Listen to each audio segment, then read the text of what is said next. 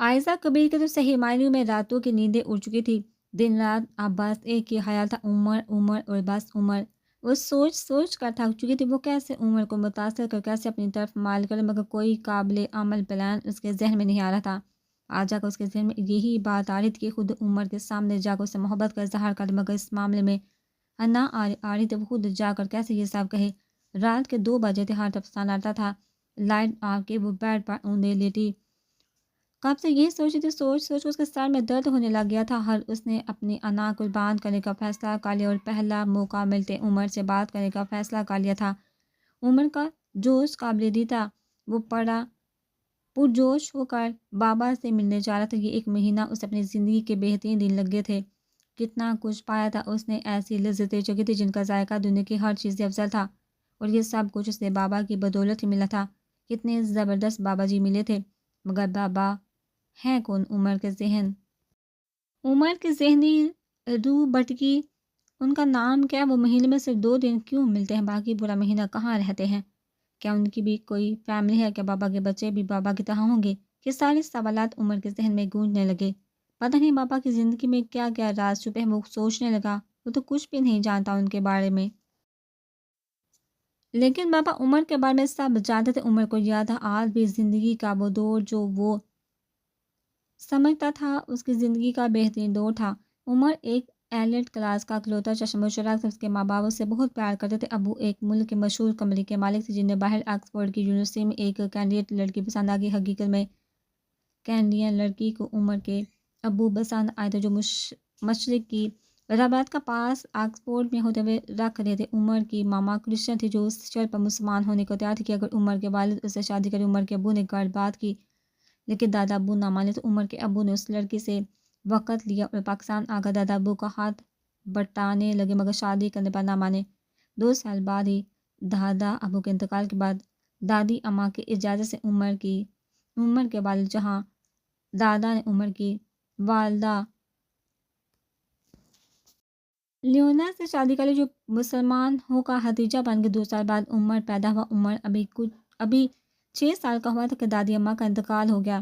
جہاں دادا کی فیملی ایک مکمل خوشحال فیملی تھی، وہ لوگ چھٹیوں میں کینیڈا چلے جاتے تھے، جہاں حتیجہ کے والد ایک فٹنس اور مارشل آرٹ اکیڈمی میں فٹنس ٹرینر اور مارشل آرٹ سکھاتے تھے۔ وہی عمر نے اپنے نانا سے اس کی ٹریننگ لی، شوقیہ طور پر، جس کا ابھی تک عمر نے کوئی فائدہ نہیں اٹھایا تھا۔ عمر 20 سال کا تھا جب اس کے امی ابو ایک روڈ ایکسیڈنٹ میں گزر گئے۔ اس کے بعد عمر ایک بدترین دور سے گزرا۔ ڈپریشن کی وجہ سے خودکشی کا سوچنے لگا، لیکن اس کی ماما حتیجہ مسلمان ہونے کے بعد ایک بہترین مسلمان بنی تھی، اس لیے عمر کی تربیت بھی انہی حدود پر ہوئی تھی۔ اس وقت اپنے خیال کو عملی جامہ نہ پہنا سکا۔ اتفاق سے ایک دن وہ انتہائی ڈپریشن کے حال میں دوسرے شہر جا رہا تھا۔ راستے میں ایک مفلوج الحال عورت گاڑی کے سامنے آئی۔ عمر گاڑی رو کر اترا تو وہ عورت عمر کے قدموں میں لپٹ کر فریاد کرنے لگی۔ اس کا بچہ بہت بیمار ہے، اس کے پاس کوئی اور ذریعہ نہیں۔ بڑی مشکل سے وہ مین روڈ تک پہنچی، مگر نہ کوئی گاڑی رکی، نہ کسی نے کوئی مدد کی۔ اب وہ چاہ رہی تھی کہ عمر اس کی مدد کرے۔ عمر نے روڈ کے کنارے دیکھا تو 3-4 سال کا ایک ڈھانچہ نما بچہ پڑا تھا، جو بے سود گھاس پر لیٹا تھا۔ عمر کو ترس، اس عورت کو لے کر نزدیکی ہسپتال لے گیا، اور علاج کے بعد عورت کو اس کے گاؤں، جو مین روڈ سے بہت ہٹ کر تھا، وہاں چھوڑنے گیا۔ گھر پہنچ کر عورت نے انتہائی شکر گزاری کا اظہار کیا اور پلو اٹھا کر عمر کو دوائیں دینے لگی، اور پھر بے احتیاط اپنے بچے کو اٹھا کر چومنے لگی۔ اسے والہانہ اپنے بچے کو چومتے دیکھ عمر کو اپنی ماں کی ایسی یاد آئی کہ اس نے برداشت نہ ہوا۔ وہ باہر نکلا، قریبی مسجد میں گیا اور بنا وضو اندر مسجد کے ایک کونے میں بیٹھ کر بے تحاشا رونے لگا۔ روتے روتے اس کی ہچکی بند کی اور وہ خدا سے شکوہ کرنے لگا۔ اس کے پاس ایک ماں باپ ہی تھے جن کو چھین لیا، اب اس کا کوئی اپنا نہیں، جو ہے وہ مطلب اور دولت کے لالچ میں تھے۔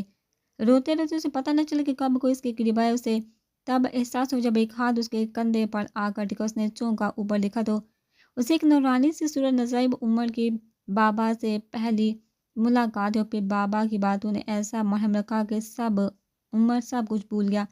اس کے بعد عمر نے اپنا سارا کاروبار بیچ کر پراپرٹی کے بزنس میں پیسہ لگا دیا، جہاں اس کے اکاؤنٹ میں ماہانہ رقم جمع ہو جاتی تھی جو عمر کی ضرورتوں سے زیادہ تھی۔ عمر شہر کی رہائش چھوڑ کر اس گاؤں کے قریب رہائش احتیاط کا لیے عمر ان سوچوں میں اتنا گم ہو گیا کہ وہ پتہ نہیں کب کا مسجد کے باہر پہنچ کر بھی باہر ہی کھڑا مسجد کو دیکھتا جا رہا تھا۔ حولا کو بابا جانے کے منصور کے بارے میں کہے جانے والے فکر زیادہ جس کی تعریف بابا کرے وہ کوئی عام شخص تو ہو ہی نہیں سکتا۔ حولا نے سوچا، غور سے منصور کو دیکھنے لگی۔ اچانک منصور نے حولا کی طرف منہ کر کے آنکھیں پھاڑ کر منہ پورا کھول دیا۔ کھلے منہ کے اندر اس کی زبان سام کی طرح ادھر ادھر گھوم رہی تھی۔ منصور نے اتنی اچانک یہ حرکت کی تھی کہ پہلے تو حولا بری طرح ڈر گئی کہ اب پتہ نہیں اس کو کیا دورہ پڑ کے، مگر پھر چیمتے ہوئے غصے سے بولی کہ یہ کیا بےہودہ حرکت ہے۔ آپ اتنے غور سے مشاہدہ کر رہی تھی، مجھے لگا شاید آپ میرے اندر کا مشاہدہ کرنا بھی پسند کر۔ منصور نے سادہ سے لہجے میں کہا، مگر اس کے ہونٹوں پر دبی دبی سی مسکراہٹ بھی تھی، جیسے وہ اس سچویشن سے محظوظ ہوا ہو۔ نظریں سامنے تھی مگر پھر بھی یہ بندہ غافل نہیں تھا، حولا نے سوچا۔ پھر اچانک حولا کی نظر پانے والی پستول پر پڑی تو اسے کمرے کے منظر یاد آ گئے۔ بے اختیار اسے جرجری آ گئی، اس پستول میں کیا ہے؟ وہ پانی والے جگ کیسے پھٹے؟ حولا نے جیسے سے پوچھا۔ او یہ، منصور نے پستول اٹھاتے ہوئے کہا۔ او ایک منٹ، ذرا اپنا منہ کھولنا، منصور نے گھبرا کر تیزی سے کہا۔ اس کی گھبراہٹ سنجیدگی دے کر حولا نے فوراً اپنا منہ کھول دیا۔ منصور نے بڑے سکون سے پستول کا منہ جلدی سے حولا کے منہ کی طرف کر کے ٹرائی کر دبا دیا۔ پانی کی پچکاری نکل سیدھا حولا کے گلے اندر جا کر لگی۔ حولا کو پانی کا ذائقہ محسوس ہوا اور گلے پر پھوار لگنے سے بہتر کھانسی اٹھنے لگی، اور منصور بڑے اطمینان سے کہہ رہا تھا، اس میں پانی ہے۔ حولا کا غصے سے چہرہ لال ہو گیا، وہ چلاتے ہوئے بولی، ویسے نہیں بتا سکتے تھے، یہ بےہودہ حرکت کرنے کی کیا ضرورت ہے؟ آپ نے منہ کھولنے کی بےہودہ حرکت کی کہ اس کے اطمینان میں ذرا فرق نہیں ہے، اور ترکی بات ترکی جواب بھی دے دیا۔ حولا نے کچھ کہنے کے بعد منہ کھولا مگر پھر فوراً بند کر لیا، شاید وہ ٹھیک ہی کہہ رہا تھا۔ اب میں کچھ نہیں بولوں گی، حولا نے تب کا کہا۔ منصور تھوڑی دیر خاموش رہا، پھر کہنے لگا، ان دھماکوں میں ایک خاص ٹیکنیک استعمال ہوئی تھی جو ابھی عام نہیں۔ یہاں پہنچ کر وہ پھر چپ ہو گیا۔ کون سی ٹیکنیک؟ حولا کے منہ سے بے اختیار نکلا۔ اب کیوں بولی ہو؟ منصور نے اطمینان سے کہا۔ حولا کا دل چاہا وہ منصور کا منہ توڑ دے، اس کے اندر غصے کی لہریں اٹھنے لگی۔ بڑی مشکل سے حولا نے خود پر کنٹرول کیا، مگر اس نے تہیہ کر لیا کہ اب کچھ نہیں بولے گی، چاہے کچھ بھی ہو۔ گر اب بکری بازو کا تھا۔ اچانک کار لہرانے لگی اور منصور بار بار پیچھے مڑ کر دیکھنے لگا، یہ کہاں سے پیچھے لگے، ان سے پیچھا چھڑوانا ہوگا۔ وہ بڑبڑاتا ہوا بولا، ہمارا تعاقب ہو رہا ہے، سیٹ کے نیچے گن ہے، وہ نکالو اور پیچھے والو پر فائر کرو، ان سے پیچھا چھڑوانا ہوگا ورنہ وہ گھر تک پہنچ جائیں گے۔ منصور نے سنجیدگی سے کہا۔ حولا جھک کر سیٹ کے نیچے ہاتھ مارنے لگی اور بیک مرر میں پیچھے آتی گاڑیوں کو دیکھ کر پوچھنے لگی، کون سی گاڑی میں ہیں وہ؟ تم پھر بولی ہو؟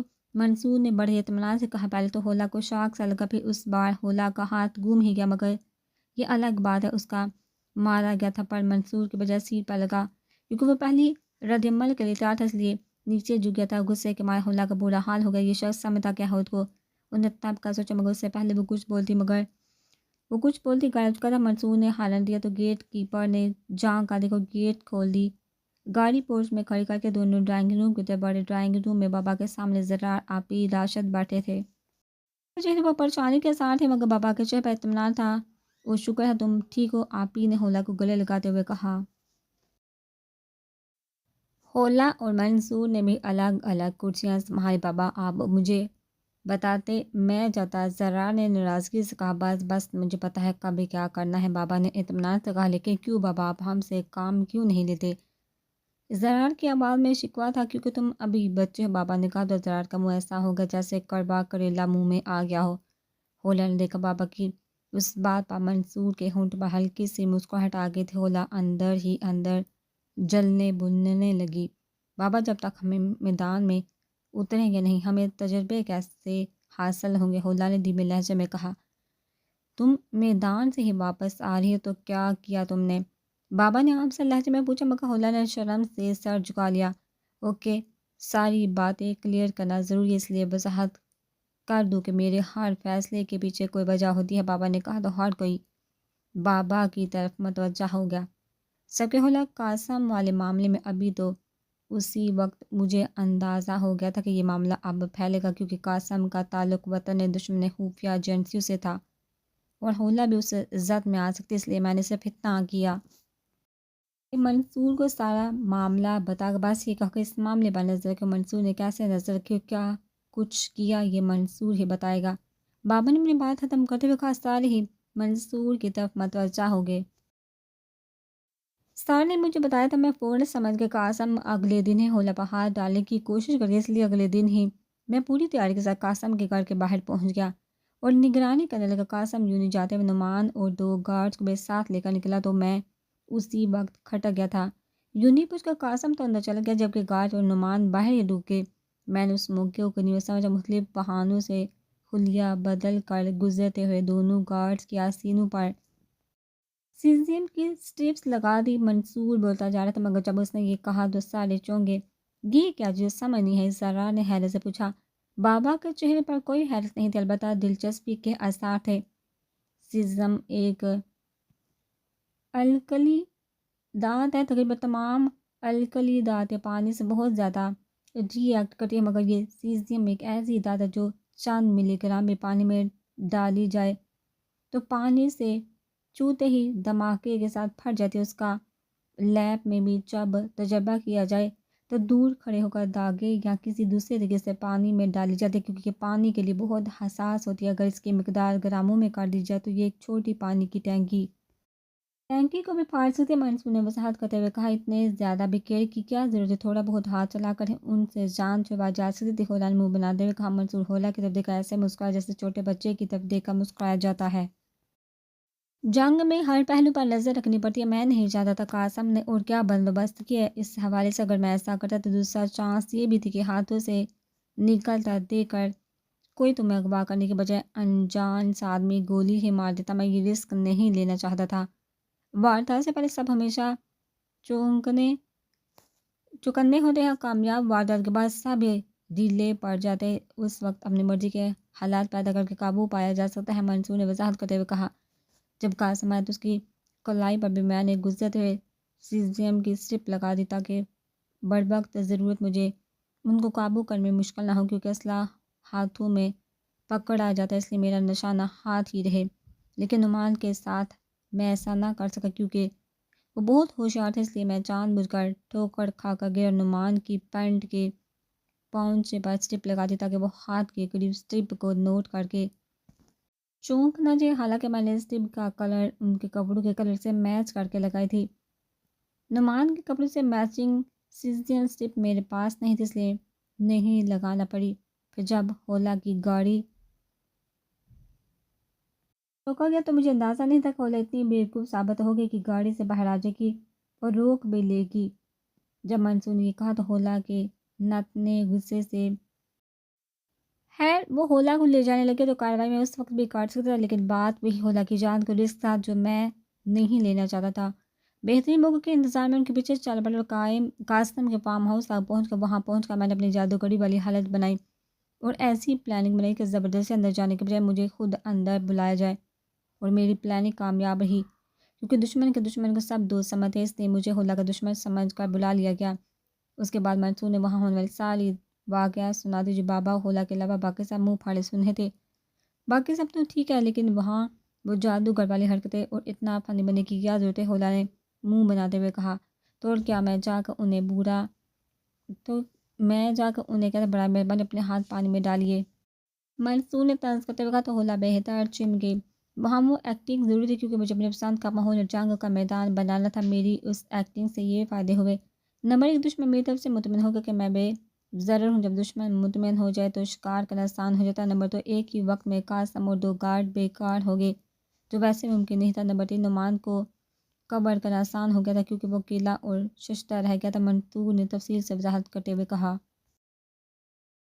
تم لوگوں کو بھی سمجھ آنا چاہیے تھا کہ قاسم اب وار کرے گا، لیکن تم دونوں نے اس بارے میں سوچنا سمجھنا گوارا نہیں کیا۔ باعث سمجھ منصور تمہارا ہم عمر ہو کر بھی کیوں میری ٹیم میں ہے؟ اور منصور جو بھی کام کرتا ہے اس کام کے پیچھے کوئی حکمت ہوتی ہے۔ بابا نے مسکراتے ہوئے ہولا زرار سے کہا۔ ہاں مجھے گاڑی میں تانگ کرنے کے پیچھے بھی کوئی حکمت ہوگی، ہولا نے جل کر سوچا۔ لیکن یہ بات ضروری تھی ہولا، اور وہاں مجھے سب افراد دل ہی دل میں اس بات کا اقرار کر رہے تھے کہ واقعی منصور ذہن میں ان سب سے آگے ہے، اتنی باریکی سے ہر پہلو کا خیال رکھتے ہوئے اتنی عمدہ پلاننگ بنا کے اتنے عمدہ طریقے سے عمل کرنا ان کے بس کی بات نہیں تھی۔ میری زندگی کا کیا مقصد میرا نہیں ہے یہ بتانے کا ابھی صحیح وقت مگر میں تمہیں بتاؤں گا، ذرا ماسٹر نے حیدر کی طرف دیکھ کر مسکراتے ہوئے کہا۔ اب آتے ہیں آج کے سبق کی، ماسٹر نے کھڑے ہوتے ہوئے کہا۔ تو حیدر بھی فوراً کھڑا ہو گیا۔ میں نے تمہیں حساس پوائنٹ کا بتایا تھا، جن میں سب سے زیادہ حساس پوائنٹ بتایا تھا کہ آنکھیں ہوتی ہیں، جن پر وار کرنے کا طریقہ بھی بتایا تھا۔ یاد ہے یہ والا پوائنٹ، اور جو پوائنٹ میں آج بتانے جا رہا ہوں وہ سب ایسے افراد کے لیے بے حد کام کے ہیں جن کا سامنا اپنے سے طاقتور سے ہو، جیسا کہ بچے اور لڑکیاں انہیں چیزوں اور پوائنٹس پر عمل بھی تب ہی کریں، خاص کر آنکھوں پر وار تب ہی کرنا جب سوال عزت یا جان کا آ جائے۔ باقی پوائنٹ پر عمل جس مرضی لڑائی میں کرو، ماسٹر نے وارن کرتے ہوئے کہا۔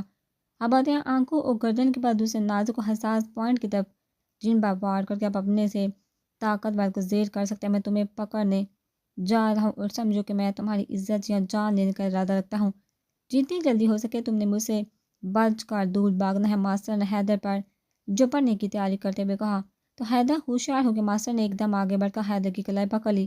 حیدر نے فوراً کلائی چھڑوانے کی کوشش کی اور زور لگا کر بھاگنے اور کلائی آزاد کروانے کے لیے زور لگانا شروع کر دیا۔ غلط غلط موو، ماسٹر برہمی سے بولا۔ جب بھی کوئی ایسا موقع آتا ہے کہ کوئی کسی کو کہیں سے پکڑتا ہے تو 95% لوگ اپنے حواس کو اپنے اس حصے کو چھڑوانے کے لیے زور آزمائی شروع کر دیتے ہیں۔ وہ کیوں نہیں سوچتے یہ کوئی زور آزمائی کی گیم نہیں، ایک جنگ ہے جس میں خود کو بچا کر دوسروں کو زیادہ سے زیادہ نقصان پہنچانا ہے، ماسٹر برہمی سے بولا۔ اور دشمن جب پکڑتا ہے اس کے ذہن میں یہ بات آلریڈی موجود ہوتی ہے کہ اب مقابل خود کو چھڑوانے کی کوشش کرے گا۔ یاد رکھو جنگ میں جو دشمن کی نفسیات کو سمجھ گیا وہ آدھی جنگ جیت گیا، ماسٹر اب سمجھا رہا تھا۔ تو پھر کیا کرنا چاہیے؟ حیدر نے کنفیوز ہوتے ہوئے پوچھا۔ سب سے پہلے زور لگا، مگر چند لمحوں کے لیے اسے دشمن کو نفسیاتی سکون ملے گا کہ واقعی وہی ہو رہا ہے جو اس کے ذہن میں ہے۔ یہ دشمن کی غلط فہمی ہوگی، اس کے بعد زور لگانے کی بجائے خود کو اس طرح ڈھیلا جدھر دشمن خیر سے ایسا کرنے سے چند لمحوں کے لیے دشمن کو حیرت ہوگی، ایک سیکنڈ کے لیے اس کے پاؤں ڈگمگائیں گے۔ اس کی حیرت اور ڈگمگانے کا دورانیہ ہی تمہارے وار کرنے کا بہترین موقع ہے، کیونکہ ایسا کرنے سے تم پہلے دشمن کے قریب پہنچ چکے ہوگے۔ اس سے پہلے دشمن مختصر سی حیرت اور ڈگمگانے کی حالت سے بہنے کے لیے فوراً اس دوران وار کر دو، حساس مقام پر، کیونکہ یہ وہ دورانیہ ہے جس میں دشمن اپنا دفاع بھی بھرپور نہیں کر سکے گا۔